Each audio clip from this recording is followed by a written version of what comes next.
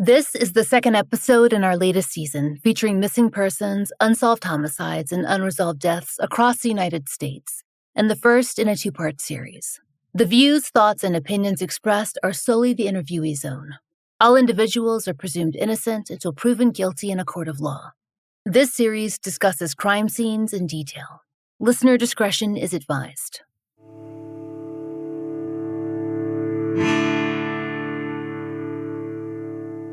This is The Fall Line. In our first case of this season, we're returning to New Mexico, a state that has become familiar territory. Over the past few seasons, we've brought you the stories of Calvin Willie Martinez and Tiffany Reed, who separately disappeared in Shiprock. We've covered the missing person case of Melissa Montoya, who vanished from the Jicarilla Apache Nation on St. Patrick's Day in 2001. We've told you about the murders of Jacob Blondine and Zachariah Juwan Shorty, and the unsolved double homicide of Kendrick Begay and Anthony McCants at a Farmington auto salvage yard. Many of these families found their way to us through attorney and advocate Darlene Gomez, who's been fighting for justice in missing and murdered Indigenous persons cases across New Mexico for more than 2 decades. This winter, she introduced us to several more family members, including Geraldine Toya, a renowned Jemez Laguna traditional potter. She's the mother of Shawna Toya, who died in 2021 at only 40 years old. Shawna left behind children, parents, siblings, and a boyfriend, all still seeking answers 4 years after her death on August 1st, 2021. Geraldine says that her daughter Shawna, who was also a talented potter, grew up with the family tradition and learned the family's signature design, a rainflower pattern. Geraldine told KOAT, quote, "That's how we passed on our work to the next generation." So she was ready to pass this design down to her daughters. PBS NewsHour reported that Shawna also worked in healthcare. It was a career that felt natural, her family told us, because she was someone who enjoyed caring for people. Geraldine remembers her daughter as a bright and positive force in their family. She told PBS NewsHour, quote, "She used to sing everywhere that she went. And every time she was going to talk, it was more in singing than talking." Shawna grew up on Jemez Pueblo and didn't live far away as an adult. For listeners who may be unfamiliar, according to the nation's official website, quote, "The Pueblo of Jemez is one of 19 pueblos located in New Mexico. It's a federally recognized American Indian tribe with 3,400 tribal members. The nation's land, nearly 90,000 acres, is located about 50 minutes north of Albuquerque." On July 31st, 2021, the Toya family gathered for a birthday party in Albuquerque. And according to Geraldine, they met at Main Event. That's a chain entertainment center that you can find across the United States. It offers everything from bowling to video games. It was Shawna's little sister's birthday, and they all had a great time, including Shawna. Geraldine told Source New Mexico, quote, "I talked to her at 9:30 p.m. She was talking while soaking in the bath. She said she was taking a bath because we got sore from bowling. We were laughing about that." After 11 p.m., the family says Shawna left her home to run a few errands. Rent was due the next day, on the 1st, so Shawna needed to get a money order. And she also needed milk for her kids, and she planned to do laundry, so she wanted to be prepared. Geraldine is sure that Shawna left that night with plans to get a few grocery items, the money order, and return to her children. She had not told anyone of any other plans, and it wasn't in her character to be out of contact. Hours passed, though, and Shawna did not call or return home from her errands.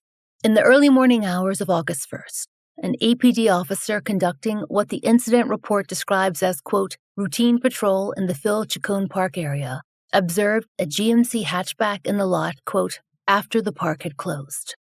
It was Shawna's car, and she was inside, in the driver's seat. The report says it was then approximately 2:26 a.m. Emergency services were called to the scene and attempted life-saving measures, but Shawna was pronounced dead before 4 a.m. According to the initial incident report, law enforcement observed a car seat installed in the back of Shawna's hatchback and, quote, "utilized RTC," that's Intelligence Center information, to, quote, "find relatives of Shawna in a hope to locate the whereabouts of her child."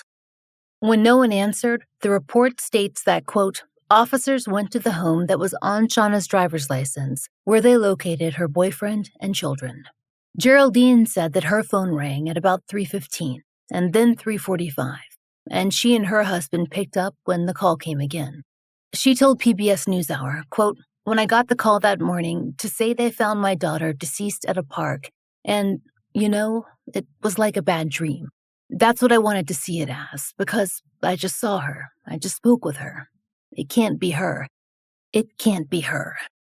According to KOAT, her father, Benjamin Toya, said police told them, quote, "We found your daughter unresponsive. All her windows were open in her car." The family was in a state of absolute shock, confusion and grief, they said, that has not faded in the past 4 years. Since that August morning, their questions remain without official answers. It starts with exactly what happened to Shawna, the whys and the hows, but also the circumstances that brought her to that park and who else was there with her. There is more to explain about their concerns and how Darlene Gomez came to represent their family. But it all comes back to what the family feels was a lack of investigation. Shawna's death has been reported on in the media in a few different ways, based on limited information that's been released and what the family reports they've been told. Some of that confusion seems to relate to the fact that a toxicology was done, but not a full autopsy. The understanding that we have is that in a few media outlets, there's been mention of overdose.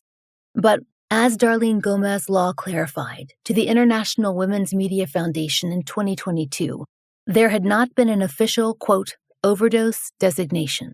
Per the IWMF, Darlene's office, quote, reiterated that the cause of death is determined by the OMI.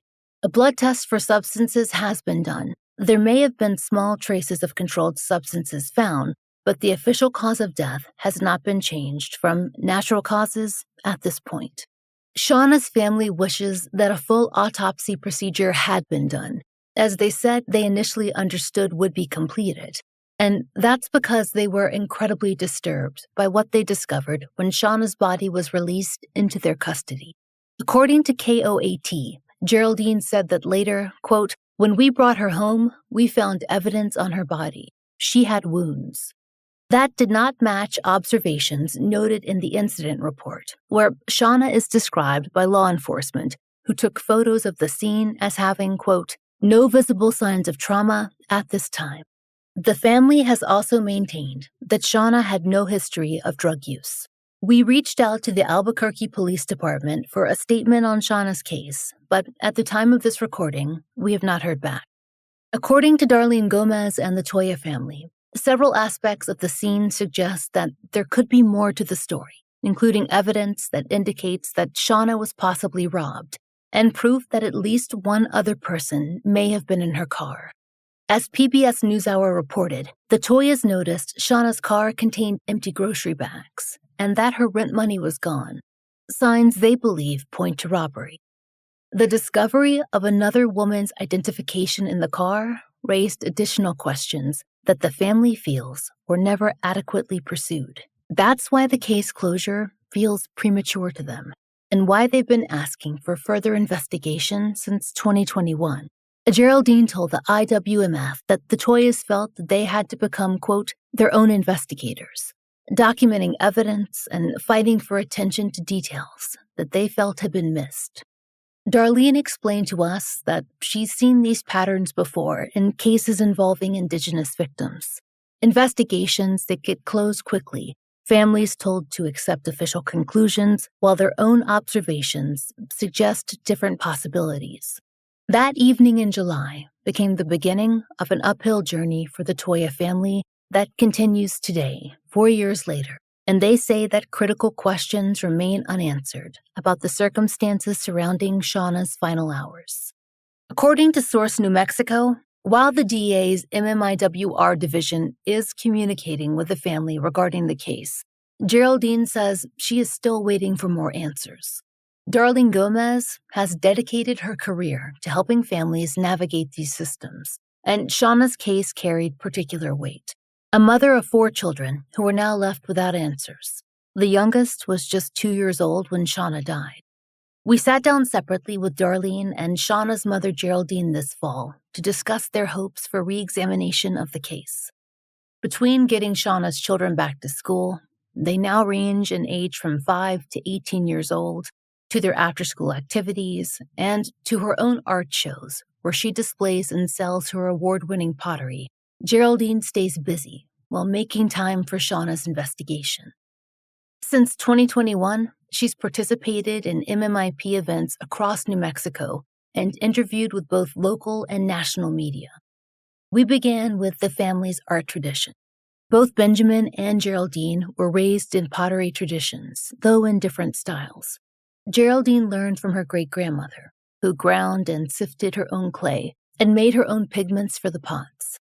Now a master potter known throughout the United States, Geraldine was passing this same tradition down to Shawna.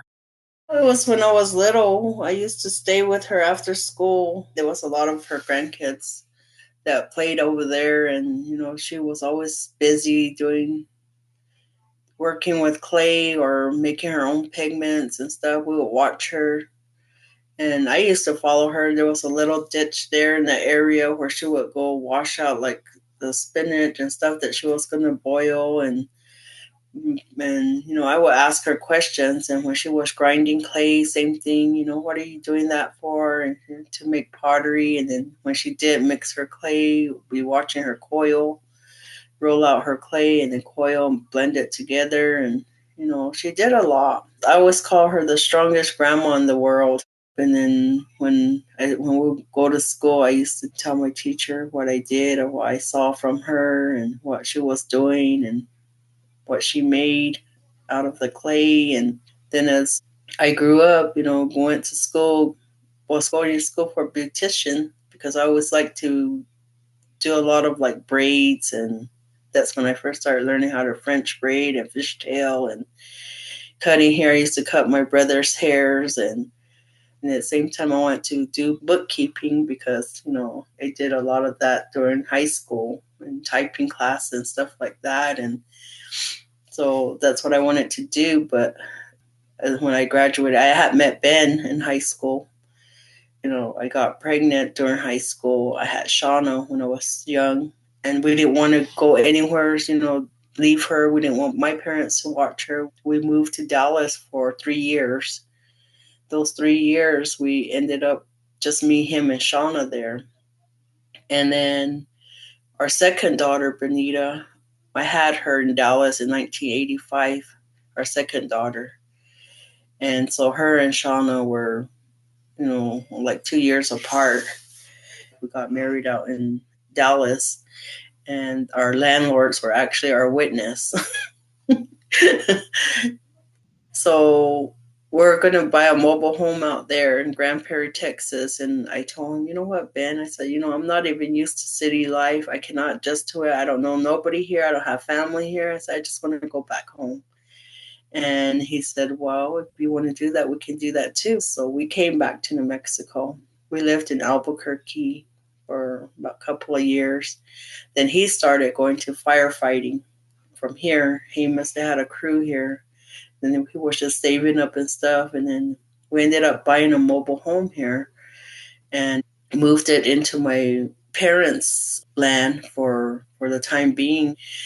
So my grandmother gave my brother the land where we're at now, but he didn't want it. He said, no, because there's two arroyos and I don't know how I'm ever going to build over there anyway. So between me and Ben, we knew this man that could actually make a road, put a culvert there and put a road. So we've been here since, and I have a shop here in my own home in my area. Tourists come see our pottery. That's how we sell our pots. We go to art shows. We did our art show last week, and we took ribbons. We took 3 ribbons. We took the highest award there, which was called the Claudine Riddle Award. But we only sell to people that we, like our own direct customers, people that stop by, or whether we go to shows, that we meet people there. They buy directly from us because everything that we make each tell a story. And then we used to do hands-on with a lot of colleges, museums here in New Mexico. We did the University of Minneapolis for 17 years with the students out there. We used to do a lot of that, lectures and hands-on, but we stopped during COVID.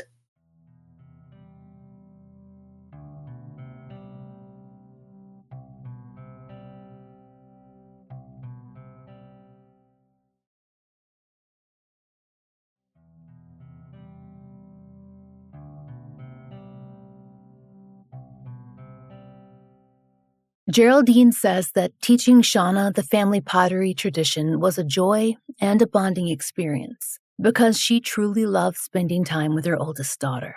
Everyone did, from childhood on. Shawna was outgoing and interested in people. It was a skill that helped her in both her careers, but it was also just part of who she was. If you got to know her, I mean, you would be attached to her immediately. That's just the way she was, She just got along with people. And sometimes, she'd be standing at a grocery store in line, and before you know it, she'll be, talking away with the person that's in front of her. And she always knew how to acknowledge people. And she always says, if they don't want to say hi, I mean, I understand because we all have different feelings. Maybe we're not in a good mood at the time, or maybe we just don't feel like talking, or and she accepts it because she always says, I did my part. I don't feel bad, maybe because they do feel hurt. Maybe something's going on with them today, but I did what I did. She always said that. So she never made herself feel bad about it if someone didn't acknowledge her back. But that's how we grew up anyways, from my grandma and my grandpa's side. Growing up, she always said, say hi to someone, and if they don't say hi, don't feel bad. You did your part. And then, if someone says something bad to you, or you do something bad, you always apologize, say you're sorry, or hug them. And that's about how me and my husband taught her and her siblings when they were growing up. You guys are all going to need each other's one day. You guys can't be fighting or, hating one another, because you just never know when you're going to need one another. But we never, ever let them go to bed be mad at one another. So that's how they grew up. And now, they're all grown up. And when we have family functions, they're here for each other, because we are grandparents now. And if our oldest daughter is doing something for their nephew or nieces, we're all here putting in our 2 cents to, put this event together. We're helping one another. So it becomes a big event, but it's still fun. And that was how she was. She was always the main one planning. This is how we're going to do this. You're going to do this. You're going to make this. I'll make this, and all this stuff. And, now we miss all that. When things are going on, that's the first thing we always say is, I wish Shawna was here. Man, she would have already had this made and planned. We would have already got this done and ready to go. When mother and daughter spoke by phone that evening, Shawna was already home, but she planned to go back out. She had errands to finish and groceries her family would need in the morning that just couldn't wait. They also made plans to get together the next day. Geraldine went to bed without worry. It was the kind of call they'd shared many times before, full of laughter and jokes.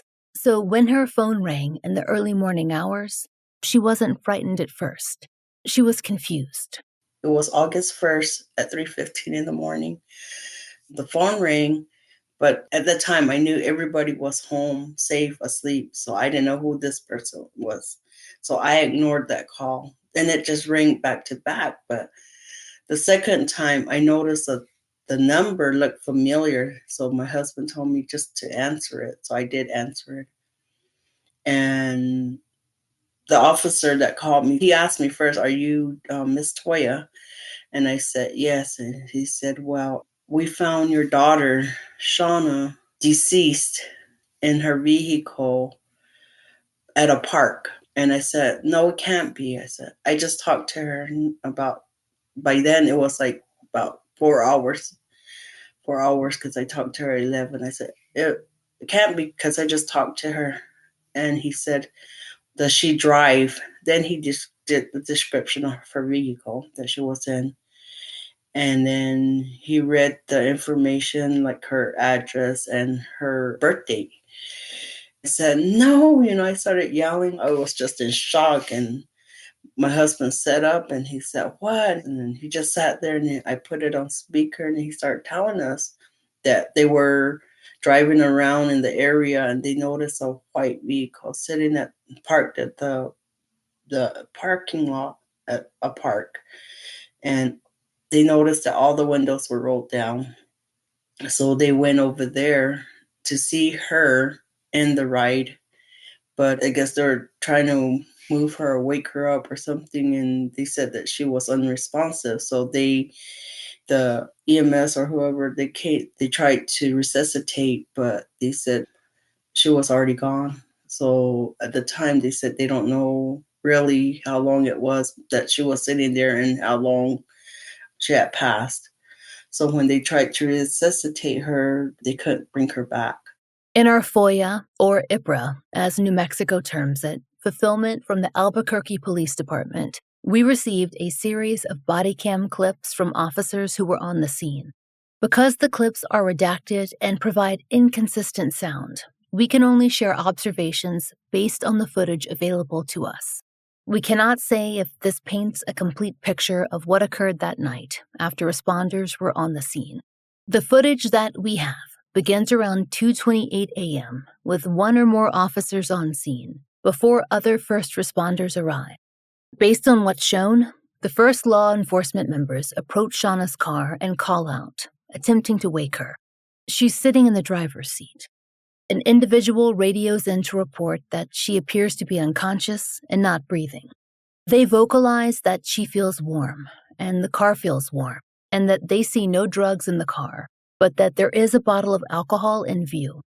Based on redaction, we cannot see the specifics of measures that are taken at that time, but they seem to determine that she's deceased. One individual notes that Narcan was not administered.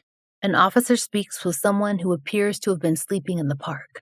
The officers present stand in the lot until other first responders approach the vehicle. Based on what we observed, no aid is rendered to Shawna during this period.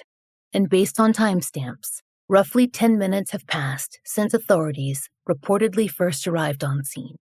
At that point, a newly arrived first responder appears to check Shawna's vitals and becomes more urgent in their actions. She's then pulled from the vehicle and onto the gravel lot. Due to video redaction, we can't see everything that follows, but life-saving efforts clearly begin. Later clips show that Shawna did not survive. We see what looks like more officials arriving and officers searching her vehicle, and then phone calls being made from a patrol car. Geraldine Toya's memories of that night are as fractured as those clips. She'd just been told that her daughter was dead. Then she said she was told that Shawna's car keys would be taken to Shawna's home, where her boyfriend and her children were waiting. Geraldine said that she was advised to retrieve the keys and to move the car immediately because the park wasn't safe. But she was confused, she says, because she expected that hatchback might have been retained for investigation. And so I told him, okay, but I said, isn't there anything else that you're going to do with it? I mean, did you guys even look through it to see why or what happened? And he said, oh, yeah, the medical or whoever that went to go get her body told them that it didn't look like no foul play. So I'm all like in shock and like, what's going on?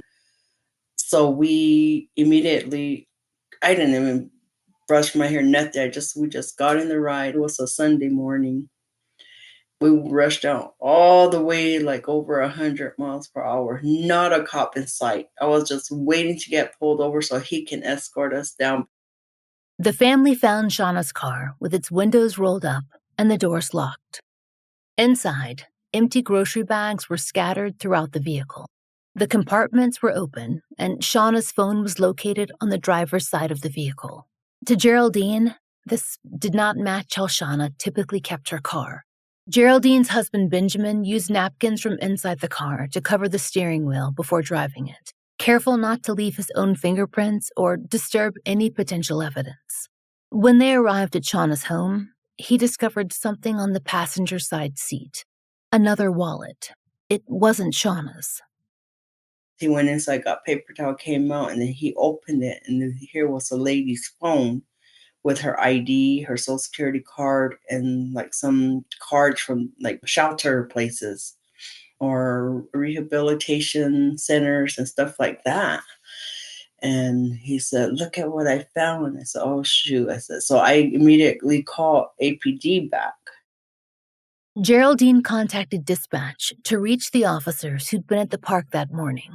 She provided the time frame and location, and the dispatcher gave her the names and badge numbers of the two officers. Dispatch said that the officers were at another scene and that they'd call her back. I waited.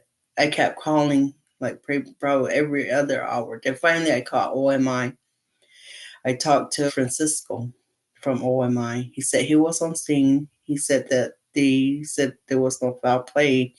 So they took her down to their facility there. He told me, "We're going to do an autopsy. It's going to be internal and external.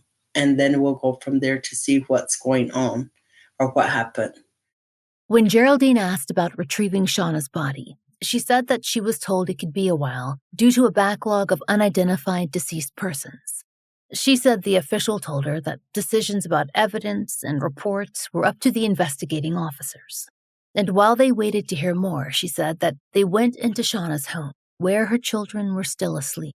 They still didn't know what had happened. We went in there, oh my God, to see them all asleep, so peaceful, not even knowing what's going on. It wasn't, I don't know, waking them up and telling them that we're coming to Jemez because their mom isn't coming with us. Their mom ain't coming home. Getting their clothes, unpacking their clothes to bring them home because, there's nobody there. Her boyfriend was there and he didn't want to leave the house. He said, "I'll stay here and I'll wait." And he kept saying, "She's taking me to my interview tomorrow, so I'll just wait for her to come home." And I said, "She's not coming home. She's not." And we cried with him and he was so mad. He was hitting the walls. And he couldn't believe it. We all couldn't. And the kids were so confused. Got the baby's diapers or milk or bottles, everything, and came all the way to Jemez. And then at 10 o'clock, a lady from the OMI called me and she asked me, after the autopsy is completed, she asked me where they would take her body, which funeral home. And I said, "She's not going to be taken to any place like that because we're natives. We're from Jemez and we do our own traditional burial." And she said, "Oh, okay, well, I'll let them know." That's all she said. And she hung up. And then, so I told my husband, he goes, "You didn't talk to Francisco?" And I said, "No." So I called back right away and she answered again. When Geraldine tried to follow up on the promised autopsy, she encountered the first of several confusing communications from OMI officials. And then I asked her for him. I said, "Can I talk to Francisco?" And she said, "Well, he's not here. He's gone for 3 days." And I said, "What?" I said, "I just talked to him this morning and he told me that he was going to do the autopsy on my daughter." And she goes, "Oh, well, he's not here, but they're doing examinations." And I didn't know what she meant by that. So I figured, okay, I'll let them do what they have to do. Geraldine was surprised when she received a call at 2 p.m. saying Shawna was ready for pickup, since she'd been told earlier that it wouldn't be completed until that evening or the next morning. Her husband and her brother, who worked for EMS and was familiar with the process, went to retrieve Shawna's body at around 4 p.m. Geraldine says that she was under the assumption that an autopsy had been performed on her child. She told us that it seemed fast, but she thought that perhaps Shawna had been made a priority. But when we took her out of the body bag, she still had all her clothing on. Her hair was still in a clip. She still had makeup on, but she had gravel on her back. And then we started noticing her bruise on her face. Her lip was all dried and cracked, and it had like a bump, she had been hit. So I started taking pictures where she was bleeding from her neck, and her cheek was bruised, her lip was bruised, her back, she had gravel everywhere. So I called back and I asked them, I said, we noticed that she wasn't cut open or anything. There was no autopsy done. And they said, oh yeah, well, let me see. I'll be back. I'll get the paperwork and I'll pull it up. And then he said, oh yeah, so if you notice that she's wearing different color bands on her wrists, he said those are the steps that they do when they examine them. So they do like blood work and start naming the different places where they take them to examine. And then I said, well, what's the cause of death? And he said, well, we won't have that till maybe at least a couple of weeks, is what he told me. I asked my brother, I said, is this how it looks when they do an autopsy? He goes, no, they didn't even touch her.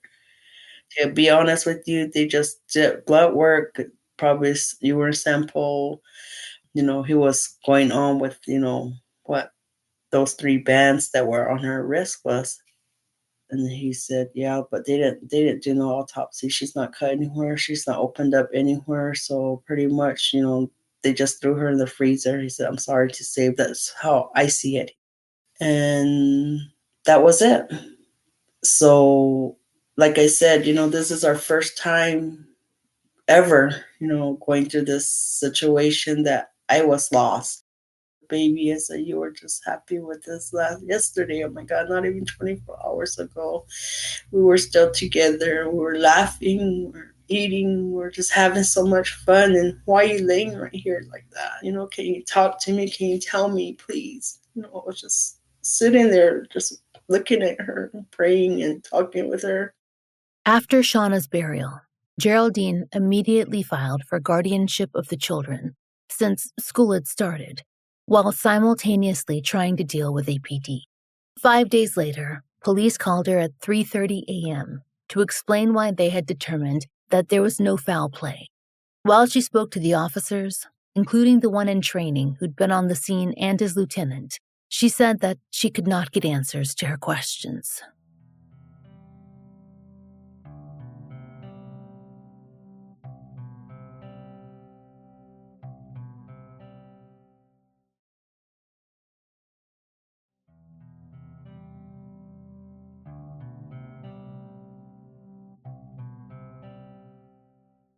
For months, Geraldine said she was caught in bureaucratic confusion. APD kept telling her that the incident report had not been submitted yet, while OMI said that they were still waiting for reports and that their process could take months, not the weeks that she'd been told. When she finally received something from APD after 3 months of calling, she said that it was only a paragraph long. She also had not been able to discuss the evidence that she'd found in Shawna's car. Another person's ID, the empty grocery bags with no purchased items, and missing cash meant for a money order. And why had the car been in such disarray? Then, at a rally for missing Indigenous woman Pepita Redhair, Geraldine met advocate Darlene Gomez, who'd invited families to attend. Darlene then arranged a meeting with the district attorney's office and attorney general's office, as well as the FBI. Geraldine hoped federal authorities might be more responsive. I went to the FBI office in Albuquerque. I did a meeting with the investigators that were there at the time. I went with Darlene Gomez, colleague from the law offices. She went with me and Ben to meet with them to let them know what happened. And at the time, I turned in the lady's phone, her ID. I turned in Shawna's phone. Finally, they're going to do something. They're going to get something done. They're going to find something. I had this strength, this hope, I felt good at that time. Then all of a sudden, I don't know where it went. There was nothing. Every time I called, there was nobody to explain, no one to tell me who's on the case. Finally, an agent called Geraldine, and they spoke several times so that she could provide more information about the case. As Geraldine began attending MMIP advocacy events and appearing in media coverage, she connected with many other families. Despite building this network and gaining media attention, she felt that nothing was being done to address the unanswered questions in Shawna's case. That frustration would come to a head during her first major meeting with officials. And the first time we went to the meeting, the first thing they asked was, did this happen in Jemez? And I was so upset. I looked at them and I said, are you kidding me? I said, you know what? You guys can't always be blaming it on jurisdiction. This happened on your jurisdiction. Now you guys get something done about it, because I don't want no excuses for you to say that you got to go somewhere else to get permission for you to go in there to investigate. I said, no, you're on your jurisdiction. You do something. I said, I was so mad. Ben had to calm me down. My anxiety went up. I was even yelling. I was so hurt. I just wanted to know. That's all I needed to know. That's all I want, is to find out what happened to her, who hurt her. It's like, we're human too. It don't matter to them. You guys go to school to get your certificates to do this job.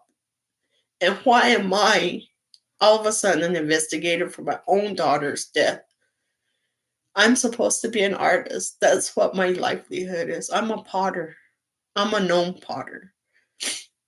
And still, yeah, I'm doing you guys' job. And why can't you do it? Please, I said, just help us. I need answers. And if somebody hurt her, I don't want this perpetrator out there running around thinking they can get away with it. Next time on The Fall Line, we continue Shawna Toya's story and her family's examination of the details that they feel warrant a new and thorough look at her case. You'll also hear from Darlene Gomez, who's advocated for so many victims and their families that have appeared on our show and across New Mexico, Arizona, Alaska, Montana, Oklahoma, Colorado, and Utah. If you have any information that you feel could aid in a reinvestigation of Shawna Toya's death and the circumstances surrounding it, reach out to Darlene Gomez at the law offices of Darlene Gomez, dargomezlaw.com. That's DAR, gomezlaw.com. Or the Albuquerque Police Department at 505-843-STOP. If you know of a case that should be covered on The Fall Line, there's a link to our case submission form in the show notes. Thank you for listening. The Fall Line is an independent podcast, and we appreciate listener support. It allows us to do research, obtain FOIA, pay our content advisors, and support and donate to the causes we care about. Our therapy fund is paid for through Patreon and Apple Premium subscriptions. If you try out the products we advertise, please use our sponsor codes. It really helps. And please take a moment to rate and review our show in your podcast app of choice. If you listen on Apple Podcasts, please be sure to check your subscription to make sure you're set for automatic downloads so you don't miss an episode. My book, Lay Them to Rest, is out everywhere. Find out more through the link in our show notes. The Fall Line is written, hosted, and researched by Laura Norton. Interviews by Brooke Hargrove. Engineered by Southern Gothic Media with Rachel Boyd. Content advisement by Vic Kennedy and Brandy C. Williams. Special thanks to Liz Lipka.